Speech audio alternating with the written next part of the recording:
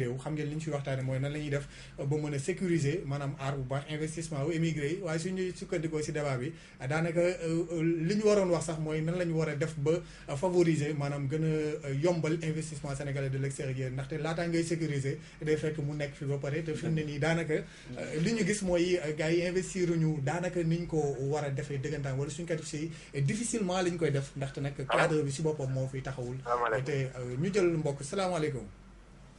maaleykum salaam. waaw baal ñu nga yokk kàddu gi nga wax ñu noo tudd ak fooy wax. waaw Amar Babou la maa ngi wootee Dakar sëñ bi maa ngi lay ziare. wëri waa Régie bu ñu mënee may retour s'il vous plaît. allo. waaw bismillah. waaw man la Amar Babou. ah Amar Babou. waaw sëñ bi maa ngi lay Amar ziare. bismillah. di ziare gars yi topp moom jaar na si émission bi quoi. Amar bismillah. yaa ngi doon suivre débat bi. waaw maa ngi suivre débat bi. maa ngi suivre débat bi. lu ma ci suma participation fu ma koy déparé mooy d'abord. il faut ñu mënee may tuuti retour waa Régie. mu ne. waaw bismillah retour bi waaw moo xaw a des. man fu may déparé mooy il faut d'abord suñu problème bu ñu gën a am d'accord ci biti noo ngi dimbalante noo ngi jàppalante mais confiance lañ amul ci suñu diggante bi ci xaalis bi desee ku ci sonn nag dañ la dimbale mais confiance lañ amul ci suñu diggante li ci des moo di ne soxla naa coordonné monsieur Mbuub moomu bu paree na la ko jox yónnee naa la léegi benn message ci 70 bi après nu toog bëgg naa itam ñu volontaire il faut que départ am fukki nit kenn ku nekk indi 7 millions ñu teg ko muy 10 millions ñu déparé dara ñu ne émigré yi ñoo déparé lii bu boobaa daanu mën a wax ñi ci des léegi fi sénégalais lu mu tegul bëtam du ko gëm te il faut prendre le risque de partir d'abord daa ay soog cee mën a topp man daal appel boobu laay lancé mu am ay initiateurs di jël initiative bi ñu dox ci loolu maa ngi leen di sant di leen gërëm bëgguma tenir kii bi lu bëri parce que gars yi dañu bëgg a dugg sant naa la bu baax a baax. waaw ñu c'est excellent xam naa lu am solo la doon wax mais le problème en est que franchement xëy na mbokk yi doon teewlu déglu nañ ko bu baax a baax moom Amar Babou ku jàmbaar la xam naa ni contribution am na solo mais malheureusement ñun dégguñu ko bu baax. ñàkkul ni suñu techniciens yi dinañ ñu may retour pour gars yi dugg ñu mën leen dégg bu baax a baax. si 88 628 19 07 00 221 33 824 52 81 sëñ Ndiaga Seck moo nekk si régie bi ak Abdou Diouf ñàkkul dinañ ñu. may retour ngir ñu mën a dégg participation kon ñiy wootee da si am solo lool moom Amar Babou jaar na fi doon sénégalais bu nekk Italie ku jàmbaar moom tamit wax dëgg yàlla ku xam mbir yi aussi nu muy demee kon day mel ni moom rek kenn la si ñoo xamante ne xëy na bu ñu leen contacté woon ne si aussi xëy na états généraux ak cadre bi ngeen wax dina mën a réaliser wu bu baax a baax comme ñeneen ñoo xamante ne aussi ni ñu koy waxee rek ndaxte sénégalais de l'extérieur ku nekk ngi si ku nekk ngi si donc franchement 88 la 628 19 07 00 221 33 824 52 81 dañuy jël mbokk bi nekk si ligne bi moom it mu indi participation salaamaaleykum. waaleykum salaam. waaw sëñ bi. waaw ku baax ñu ngi leen ziare. nga baal ñu nga wàññi sa télé wala sa rajo. waaw maa ngi jégalu xaaral ma. sëñ Matar doo ñu yokkal tuuti rek. waaw bismillah. waaw boo bëggoon participer ci émission bi rek. waaw bismillah ñu ngi lay dégg tur bi naka la. waaw tur bi de xam naa damay jégalu lépp ko rek. fan ngay wootee. maa ngi wootee depuis Gueule Tapée. Gueule Tapée bismillah. waaw.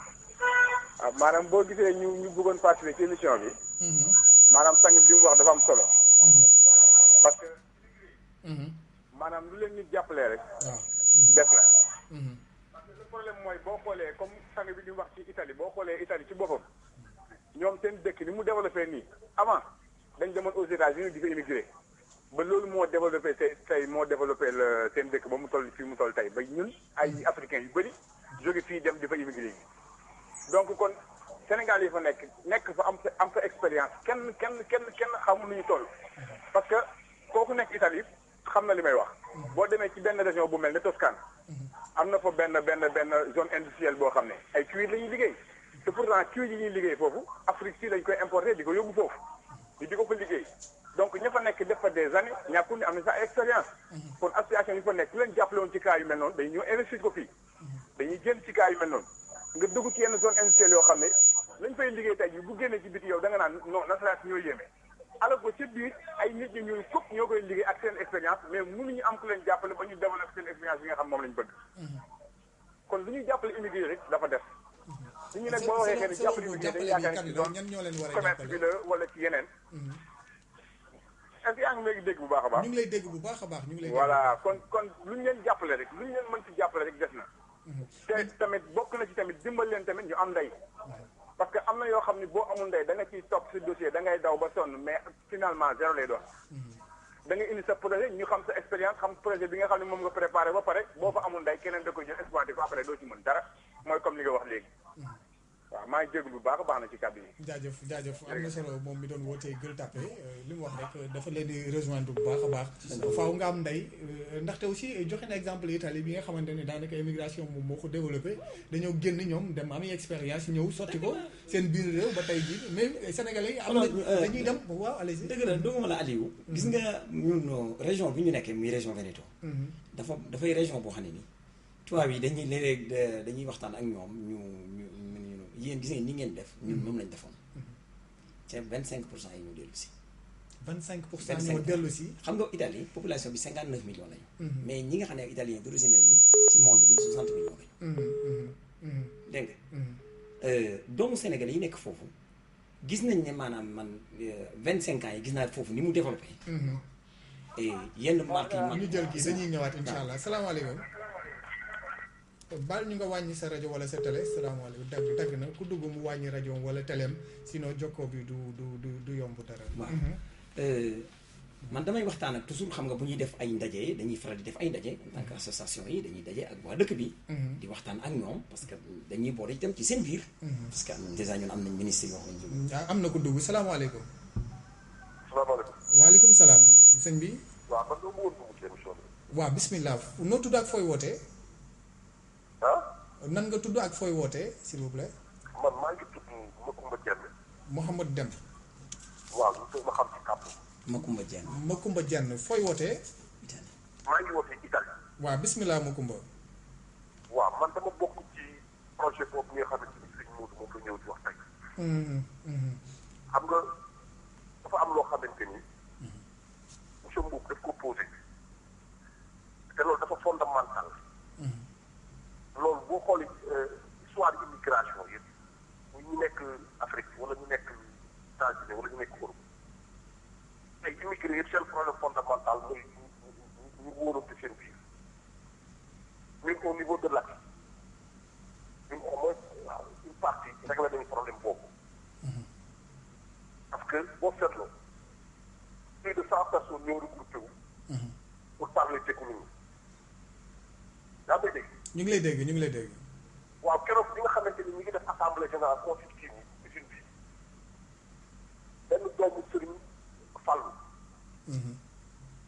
dafa jël parole dafa yàlla daf ko fa fekkee mu ngi moom ay affaire yi ñu ngi dëkk bu nekk dem na ko ci àdduna bi. et c'est la première fois bu gis ay sénégalais jël seen xaalis lu ëpp ku nekk lu ëpp ci million. dajale ko pour ñu def ñu parler économie. je pense que li problème fondamental Sénégal yi tey du problème mu cadre comme ni ko mosoon bu waxee. problème fondamental mooy que ñun on a problème de politique. muy Ablaye Wade muy Macky Sall ñoom ñëpp kiif parce que Ablaye Wade xamoon na projet bi. les ministres concernés xamoon nañ projet bi. ils n'ont rien fait. Macky Sall est au courant de ce projet. les ministres concernés sont au courant de ce projet. jusqu'à présent rien n'a été fait. xam nga lan mooy problème bi. dañuy sonal nit ñi naan diaspora mooy 15e région diaspora mooy 15e région. dañuy utiliser uniquement pour ñu voter wala voteloo suñuy famille. c'est-à-dire que wax yooyu moo war a jeex. man mënuma comprendre ay sénégalais. ñu fee ba am seen matériel jël seen xaalis dugal ko ci. mais pour nga dimbali leen rek pour au moins ñu mën a avancer loolu dafa yomb quoi. je pense que expérience bi nga xamante ni def nañ ko ci projet bi dafa waroon nekk benn tâche bi pour que immigré yi xam ni dafa jot tey pour que ñun ñu delluwaat dëkk ba parce que ñun suñu vision ñun en tant que acte mooy que ni immigré bu nekk da nga war a nekk secteur de développement dañu war a dépasser di jël suñu xaalis bu investir ci Sénégal de manière individuelle parce que boo dégloo mu dugg investissement yi muy jot yëpp wala expérience yi muy am yëpp ay individu la mais fii ay nit ñoo booloo. muy un groupe de personnes. et li ñu fi ñu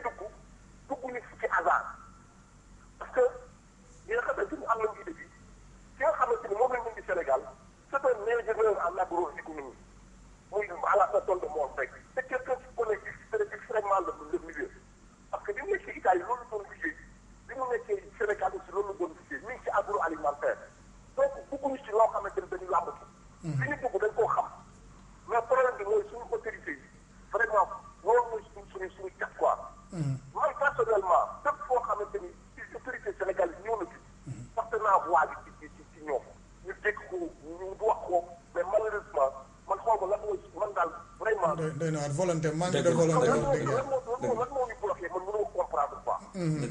lan moo ñu bloqué mënu ma comprendre vraiment. vraiment c'est aujourd'hui pour ñu lancer un appel peut-être un dernier appel à nos autorités. mais plus précisément au président Macky Sall. pour que vraiment ñu jàpp ko ñu jàppale ñu si. dégg nañ ko bu baax xam naa ni cri de cœur kii lay waxee xol lay waxee bu baax a baax. soxla tey ñu war a participer ci développement Sénégal. c'est vrai après.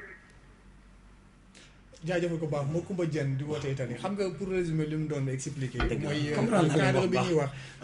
du problème mu émigré yi si wàllu boppam taxawal cadre yooyu mais problème mu homme politique la. parce que dañuy gis politiciens yi si lay joxe exemple le projet Sagal ou bien Sagal Sénégal projet boobu xëy na dinañ si ñëwaat lu yaatu parce que projet bu ambitieux la. bu Angleterre bu war a jël lu toll si milliards ak lu teg bu. Sénégalais di leen teg voilà mais dafa mel ni ba léegi ay problème moo ko bloqué parce que gis nañ ni même homme politique yi balaa ñuy wax dara sa projet dañ siy bëgg am dara ak yeneen yu kenn xamul. mbokk bi ñu ngi koy jégalu ba tey xam naa ni keneen su dugaatee sa njaga ñu arrêté bu ko defee mën a xool ni ñuy conclure muy projet boo xamante dafa mel ni dafa wax dara ni que ni problème politique boobu xaj na man comprendre moo fan la bëgg a waxee exactement. déedéet homme politique yi maanaam c'est-à-dire suñu dirigeant yi si wàllu boppam. am na ku nekk si biir ñu jël ko salaamaaleykum. salaamaaleykum. asalaamaaleykum. waaleykum salaam. maa ngi ziare ñëpp. waaw sëñ bi noo tudd ak fooy wootee. man docteur Fallou laa tudd di woote fii ci Dakar. docteur Fall. Fallou. docteur Fallou. waaw dama ziare ñëpp di rafetlu émission bi. waaw bisimilah. waaw di peut-être rek joxe sama participation. nga baal ñu yokk sa kàddu tuuti rek ñu mën la dégg bu baax. ma ne di joxe sama participation rek ci émission bi di ko rafetlu. merci bon parce que ñun ci famille émigré lañ bokk. suñu mbokk yi dañoo nekk ci biti. mais dafa aussi tamit problème émigré c'est bien beau ñuy wax ci affaire état beeg yooyu parce que bu xoolee li ko jëlee ci réewam ba mu dem réewu jàmm dafa wuti daf naa war naa xam boppam. ñàkk ko dimbali moo tax mu jógoon Sénégal dem Italie wala Europe di wuti waat donc bu ñu ñëw toog war nañu xam ne tamit war nañoo xalaat jàpp naa ne war nañoo xalaat nibbal ci fenn ñu ci gouvernement bi wala ci feneen loolu def naa war na leen leer man daal li ma doon conseillé peut être ñoom li ñu mën def comme ni ko sëriñ bi waxee sànq li ma doon conseillé moo ñu jéem a def un fonds international pour les immigrés ñoom dajale seen xaalis bu def créer une société. c'est-à-dire un fonds d'investissement souverain pour les immigrés du Sénégal. pour ñan def ko état bi wala émigré yi. non c'est les immigrés eux-mêmes état moom waxuma yoo xam parce que ñu dimbali kenn. man mi waxee yow j'ai fait mes investissements au Sénégal. non état waxu ko waxul ay waxam émigré yi. bismillah. waaw am na solo contribution dañuy wax sëñ Ndiaga waa régie ñu teel ñu ligne bi parce que li des pour ñu mën a xool ni ñuy conclure indi si pour revenir à un peu si moo Kumba Dieng xam naa li mu doon wax ay tuuti lañ ci doon dégg moo tax problème retour la woon mi woote Italie pratiquement li mu doon expliqué mooy du mbir mi du problème mu taxawal cadre dëgg la gaa waaye lii problème bi dëggantaan mooy problème mu suñu dirigeant yi seen wàllu bopp parce que boo ñëwee si projet ni ñu si war a taxawalee duñu ci taxawal parce que yombaluñu terrain bi ngir investissement daal di am ni mu waree loolu bokk na si benn point bu mu wax kii docteur Fallou bi moom li mu bëgg mooy nee na immigré seen wàll boobu taxawal benn fonds international boo xamante ni seen fonds bopp lay doon ngir di mën a autofinancé wu suñu déggee bu baax a baax ndaxte nee na nguur moom état waxul waxam ndaxte daanaka mënulul dara immigré yi suñ ko doon résumé daanaka loolu la wax si contribution bi Amar Babou c'est dommage jotuñu dégg ay kiiwam participation waaye lu am solo xam naa la doon wax moom Amar Babou ndax ko xam mbir mi la quoi donc sëñ Amar Babou bon c'est vrai ñu ngi koy jéggalu du ñu mën a tontu xam naa ci ay kenn parce que jotuñu amuñu retour bu baax mais d'après suñu frère Macoumba Diène ak docteur Fall seen contribution rafet na ñu ngi koy rafetlu bu baax a baax parce que noonu lay demee donc ñaar ñu wér moo gën fukk yu ànd ak yow te kenn wéru ci dëgg la problème politique am na ci parce que problème politique bi mooy ñi nga xam ni ñooñu ngànk war ñu gérer muy les politiques xaj na li ma wax dafa am côté man dafa sooxe lu métti sooxe boobu ñu sooxe moo tax doxul kon wax naa ko ci commencement émission bi. donc ñàkk ndox boobu tax tey ñu war a jël acte nous les Sénégalais de l'extérieur. pour ñu jël suñu destin en main. se consulter se concerter partager. et essayer de créer benn cadre. su ko defee cadre boobu les politiques forcément dañ ciy suivre. parce que docteur Fall wax na ko par exemple. créer benn fonds boo xam ne fonds international. mais c'est possible.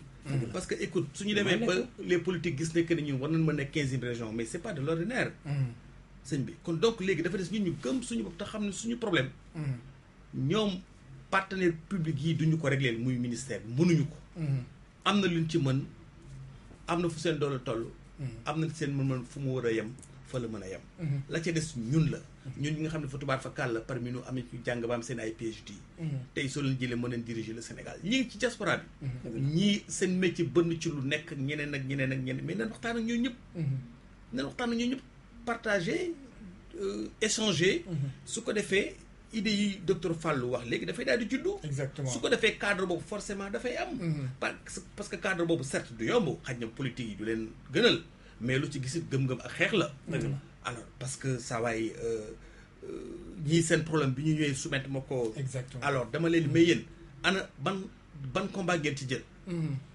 mi ni ma def nañ ci lii ak lii mais vraiment jëlaguñ ci benn combat. parce que dafa am mesure yoo xam ne su fa tolloo. da ngay di combat. exactement parce que combat bi mën nga commencer ci point de presse. mën nga commencer ci. mais moom laa bëggoon xam sax c'est quoi le problème suñ ko doon résumer si une minute peut-être xam naa ni lu may ñëwaat lu yaatu lay doon. ngir gën ko waxtaanee parce que aussi du projet bu ndaw. waaw moom mooy gënal ndax. dafay projet boo xam ne nii daf maa jege. waaw ci lu ndaw rek luñ ci mën a ci promoteur yi exactement projet bi ci lañ bokk. Macoumba Diène bii di moo ne. ci mboote ci membre de directive maanaam projet boobu ci la bokk. ñoo dëkk sama rakk la. xam naa ko bu baax tabarkalla ñu ngi koy sant bu baax ci li mu wax li nga xam ne ci contribution bi moom joxe. ndax am na solo kon mel na ne Sénégal yi ñu ngi bàyyi xel. émission bi ñu ngi bàyyi xel Sénégal. ñuy déglu bu baax a baax. kon damay ñaan rek bu fekkee mën a nekk Aliou. beneen yoon su fekkee mën a nekk bu ñu ko mënee jëlaat. ndax dafay ubbi buntu. projet la boo xam ne dafa ubbi buntu. buntu boo xam ne su ubbi ko yàlla seere na ne projet bi ñu ko tax a tëralee. sunu nattangoo yi nekk Torino ci sens dañu maa contacter ñoom sëñ Makhtar Fall ñoom daje ak ñun waxtaan ak ñun récupérer projet bu mel ne même bi ñu def. dugal ko ci benn domaine wàllu mbay mi. ne ñun fii lañ bëgg jëm mbay ceeb mi ak yooyu. ci même procès bi ci même ni ñu ko tëralee. su la déggee bu baax mooy appel du chef de l'État def nii nañ ñëw jàpp si soqali réew mi les Sénégalais de l'extérieur ñoo investir fekk na si ñoom bu yàgg ñu ngi ñëw di investir mais parfois des difficultés ils ont des fekk nañu blocages yoo xamante ni ma ne fekk nañu ñu jóg bu yàgg fekk nañu jóg bu yàgg bu dee ci transport sénégalais yi ngi bu dee ci commerce ñi ngi ci bu dee ci mbay ñi ngi bu dee sàmm bu dee napp ñi ngi même ba ci maanaam aussi intig yaa ni nga ko waxee produit yi nga xam ne comme léegi sëñ bu doon wax ni sànq gis nga Sénégal yi dañu gëm Sénégal ñun dañuy consommer Sénégal man Italie laa nekk mais su ma sañoon chaque samedi wala dimanche ceebu jën lay añee cere lay reere ceebu ñebbe wala ceebu keccax wala yooyu Sénégal yooyu yooyu ñun pour ñu am ko da ngay voyager jënd ko ci sañu wala nga dem ko jënd ci yeneen ñoo xam ne ñu ngi koy jaay ci dëkk bi xamuñ sax fu Sénégal féete wa ilaa dañuy ñëw Sénégal garder seen kon loolu ci Sénégal yi la gën a jekk ci la gën a jaadoo te bëri na soxna yu nekk Europe yoo xam ne ñu ngi foofu mën nañu liggéey ci loolu bu baax a baax a baax boole ko créer ay groupement pour femmes yi fii pour jàppale leen parce que xam nga cere bi jigéen ñi ñoo koy liggéey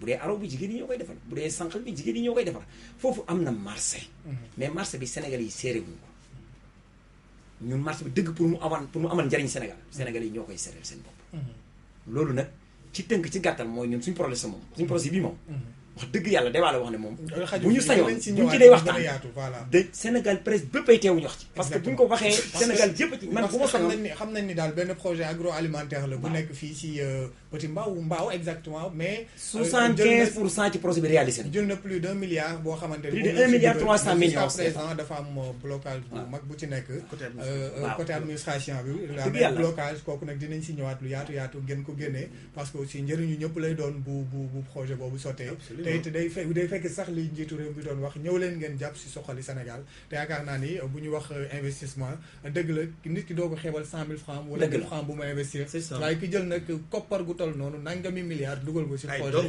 waaw ay doomi Sénégal war a jël lu toll si plus d'une 60aine d'emplois ñoo xamante dañ leen jël directement ñu siy liggéey kon wax dëgg yàlla ñu war a mën a bàyyi xel lañ xam naa ni sans plus tarder dañuy ànd ak waa régie daal di dem jël suñu rubrique avis de recherche bu ñu toppee daal di ñëwaat defaat benn tour de table incha allah daal di ñaanalante kon ñu ànd ak kon Ndiaga Seck. te muñ war na bépp jaam yàlla ni fas biro te daw jëm ci yàlla gën ni yàlla ni firoo ku daw sant muñ am lool sunuy nawle am ci ko te wallaay fas naa yéene man mooy ci Ahmada. kii xam ngeen ni ki si jiitu mooy ñi réer seen mbokk di Ali Diop Cameroun la réeré depuis 1989 moom Ali Diop amuñu si moom benn nouvelle jusqu'à maintenant Abdou Tall moom si ñi demoon si gaal yi depuis 2006 la bokkoon kon mu ngi noonu Abdou Tall si photo yi di ñi nga xam ne ñoom ñoo réer seen mbokk si wàllu tukki Doudou Sène moom Abidjan la woon depuis 2009 si Ndiaga xam naa boo ñu dindalee bande bi ñu mën a gën a jox nit ñi xibaar yi Doudou Sène kon di Abidjan depuis 2009 kon le réer ay mbokkam Ibra Ndiaye ñu gën ko xam si Ibrahima Dia moom depuis 2003 fin 2002 2003 kon si la tàggoo woon tukki jusqu'à présent xamuñu si moom dara Ibrahima Diagne ñu gënoon ko xam si Ibou Khari moom tamit depuis 1989 Afrique centrale lañ ko mujj déggee moom Ibrahima Diagne kii di Ibrahima Diop moom ñu gën ko xam si Papa Diop que Afrique du Sud la nekkoon 2004 lañ ko mujjee dégg moom tamit kon si ñi demoon tukki la te réer seen i bokk Khadim Joxaane moom ak Abdou Tall ki njëkkoon a romb noonu la si photo yi moom ñoo àndoon doon dem si gaal yi depuis 2006 ba léegi seen i mbokk gisatuñu leen amuñu si ñoom benn nouvelle Mam Nia moom Guinée Conakry la demoon avril 98 commerçante la woon dafa demoon benn période bu ndaw ngir fayeeku ay boram ba léegi ñibbisiwaatul Mbaye Diagne moom bi menuisier métallique la woon Guinée Conakry également depuis 1999 99 lañ gëj a am si moom ay nouvelles foofu la Guinée Conakry Assane Thiaw moom France la nekkoon ba 90 lañ ko gëj a dégg 90 ba léegi 1990 moom Assane Thiaw kon ba léegi amatuñ si moom benn nouvelle Modou Gadio moom kon ak Khadim Joxaane bi ak Abdou Tall ñoo àndoon si gaal yi kon depuis 2006 ba léegi kenn gisagu leen seen i mbokk di leen wër Mouhamed Ngom moom Côte d'Ivoire depuis 1997 la fa demoon ba léegi amatuñu si moom benn nouvelle moom Mouhamed Ngom Côte d'Ivoire depuis 1997 Ale Diaw moom Maroc la nekkoon ba 2009 lañ ko gëj a dégg 2009 ba léegi moom Ale Diaw ba mu tàggoowee dem Maroc jusqu'à présent kon 2009 ba léegi gisatuñ ko Nogay Ndiaye moom dafa xëy rek daal di dem depuis 2009 moom tamit ay mbokkam amuñu si moom benn nouvelle moom Nogay Ndiaye mu ngi noonu kon si image yi Omar Kane moom tamit si ñi demoon si gaal yi pour dem Espagne depuis août 2006 ba léegi lañ ko gëj a gis moom Omar Kane mook Ousmane Diop bi ñu nekk ñoo àndoon kon doon dem si gaal yi depuis août 2006 jusqu'à présent Espagne xamuñu egg na wala déet mais jusqu'à présent seen i mbokk ak leen ni wër moom Sayar ñaa bi Diawbe la doon def Diawbe commerçant mooy marché luuma bi nekk Diawbe 98 ba mu demee Diawbe ba léegi ñëwaatul kon moom Sayar ñaa Saliou Diakhaté da doon ambulant xëy depuis 2009 ni day tukki ba léegi kon ay parents amatuñ si moom benn nouvelle moom Saliou Diakhaté kon mu ngi noonu Massayer Dieng moom depuis 1998 ba léegi moom itam Maroc la nekkoon waaye ba léegi amatuñ si moom benn nouvelle moom Massayer Dieng Ablaye Ndiaye mi Italie la nekkoon jóge Italie daal di ñëw ba muy ñëw nag xel mu naqari la indaale daal di nekk dem depuis 2005 ay mbokkam gisaatuñ ko ba léegi Ndiaga Gueye si ñu demoon si gaal yi moom tamit 2006 la bokk Kayar la dëkk ba léegi ay mbokkam amuñ si moom benn nouvelle moom Ndiaga Gueye mu ngi noonu kon di ñuy réer seen i mbokk du lu métti nag Pape Moussa Samaké moom depuis février 2012 février 2012 la génn réer ba léegi ay mbokk amuñ si moom benn nouvelle moom sax moo si tane ndaxte yàggul di leen ñaanal ñu feeñ ak jàmm Aliou Dieng mi moom depuis 1993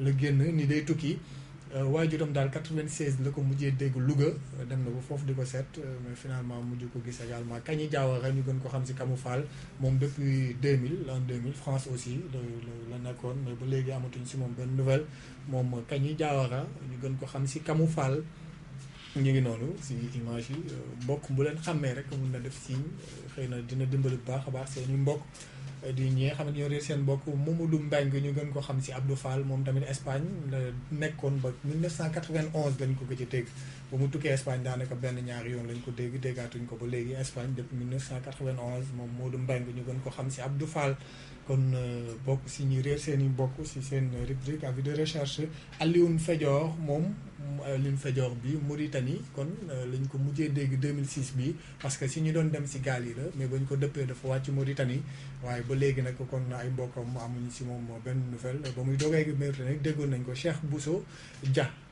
Dia moom Espagne également depuis 2002 kon 2002 ba léegi ay mbokkam amuñu si moom benn nouvelle waaye Espagne googu la nekkoon moom Cheikh Bousso Dia mu ngi noonu bokk si kon ñu réer seen mbokk si mujj di nag Badara Ndiaye bi nga xamante moom it si ñu doon dem si gaal la bokkoon ñu dëpp ko 2006 mu wàcc Mauritanie am nañu xibaar ni mu ngi fenn si biir Mauritanie di nag maanaam si village Mauritanie yu reculé yi même dégg nañ sax si loxo benn naar la nekk waaye loolu nag information la bu ñuy gën a topp incha allah ngir xool ba xam nu mu demee mbokk yi di ñee xëy na ñoom ñoo réer seen i mbokk kon ba léegi rek ngeen wëy kon di soo leen si amee information di ñu ko jox si 77 937 21 81 wala 88 828 05 78 wala ngeen bind ñu kon si penc émigré yi arobase gmail.com penc@gmail.com monsieur Mboup waxtaan baa ngi noonu gis nga ni mu demee si wàllu investissement yi man jàngat naa si wala ñuy sécuriser sax investissement daal di am maanaam nan la ñuy gën a sax favoriser kon si investissement sénégalais de l'extérieur yi maanaam boo doon conclure actuellement lan ngay conclure. waaw man de li may def mooy di santaat suñu borom di julli ci Yonent bi sallallahu alayhi wa sallam di ñaanal aji ñi réer ñii. suñu borom feeñal leen. waaw ba taxte lu métti la lu métti la dafa xaw a métti trop parce que doo xam mu ngi dund wala. safaan dund wala si lan la nekk doo xam nekk seen mbokk jaaxle lool. waaw suñu borom nag ci kàttan ak yërmandeem. yal na leen gindi ba ñu dellu ci seen i mbokk. di yeneen xale yi jël gaal yi. aussi immigration lañ doon tenté. jaare la ko ci côté boobu yàlla def côté bi ñu jëli du côté bu baax bi. alors ñooñu aussi. mooy erreur bi gën a fës ci soit immigration fii voilà muy loo xam ne dafa marqué lool donc tubaab bi dañuy wax immigration clandestine donc nous on l'appelait l'immigration irrégulière donc loolu. mais nag loolu lépp nag ci bëgg tekki rek la. ak bëgg a jëriñ sa réew. kon donc xale yi nañ dallu te xam ni am na changement bu am ci diggante bi parenthèse bu mu tëj la. léegi pour résumer donc li ñu fi jot a wax lépp pour garantir. peut-être waaw les investissements. bon garantir c'est trop dire. parce que garantir it bon nit ki da nga koy permettre ci lan nga koy garantir. ci li mu bëgg. moom da nga ko tijjil buntu yi ba pare. woon ko li ci nekk. ne ko bon li nga bëgg a dugg tey. lii ak lii possibilité na ci domaine bii. domaine B investissement yi dafa lourd. risque yi temps la woon ko bunti parce que xamul. donc ci yooyu nga ko mën a jàppale mais garantir man dama dut comprendre garantie bi ci nekk garantie bi peut-être un bailleur un partenaire bu jógee fay bëgg a investir Sénégal kooku mën nga jox ay garantie bon voilà vous êtes dans un pays démocratique vous êtes dans un pays où la justice on a confiance en notre justice yooyu mooy garantie peut-être pour ñu pour ñu doomu réew mi ñi nga xam ne daal dañoo am comme bëgg del si wala ñu am partenaire bu ñu àndal bëgg del si liggéey daal garantie bi mooy tijjil ñu woon ñu ay bunt tette ñu ci nekk ci domaine bi nga bëgg ku xamut it nga woon ko plusieurs domaines lu ci nekk nga woon ko li ci baax ak li ci nekk dinañ ko gën a xóotalaat insha allah di la remercier bu baax a baax kon Mamadou Lamine Diop waxtaan waa ngi noonu si ñaari kàddu rek ñu ngi may wan ni moom baax na jeex na tàkk rek jasakoon li ñu sant bu baax a baax di ñaanal suñu mbokk yi rek suñu borom delloo si waat ñi nga xam ne yàlla na suñu borom dogal ñu nekk ci seen jàmm ñoom ñëpp te émission bi am na solo ndax mën naa yaatu ba egg ci ñoom ndax xëy na am na ñoo xam ne fañ nekk information daf eggu ci ñoom mais bu egg see ñoom rek yàlla mën naa dogal seen i mbokk xamante lu nekk seen xel dal ci ñoom ñi nga xam ne suñu borom dogal ñuy jiitu ñoom yàlla na leen suñu borom yërëm te jeexelu te seen sarax seen waajur ak seen bokk yàgg ci seen ñuy rafetlu jotaay bu baax a baax te li Cheikh Saliou wax dafa tënk wax ji gis nga jàppandal man daal ci jàppandal laa koy teg maanaam daal nañ ñu jàppandalal dellu si gi taxawuñu teete ñu maanaam teg ñu ci yoon loolu rek lañ bëgg ñu dimbale waaw loolu daal moom lañu sax